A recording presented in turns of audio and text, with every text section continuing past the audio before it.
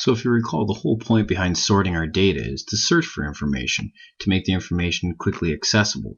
So what you see in front of you is a simple array of 5 elements, -3, 3, 4, 5, and 97, the same data that we were working with in the previous examples. And the point of searching is to retrieve a certain element. Now, these are very simple elements. They're all primitive integers. Of course, we may have complex objects, in which case you'd be comparing against different values. And what you would do in the searching mechanism is you would return the value of the object found. So for example, if it's a complex object, you would return the object itself.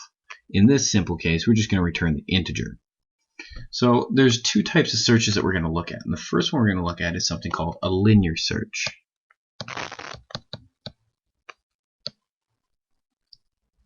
Now this is a very simple search to implement, and you've probably done this in the past without even realizing it or realizing what it's called. Essentially, it's called a linear search because it takes big O of n time, which we now know is called linear time. Linear search essentially looks at each element one at a time until it finds the right one. Now, it's big O of n time because potentially the right one could be the last element. Now remember, if you remember, big O notation means worst case scenario. In the worst case scenario, it is at the last element. The benefit for using a linear search actually is that the data doesn't need to be sorted because it doesn't matter where it is, because we always start at the beginning and we work our way to the end.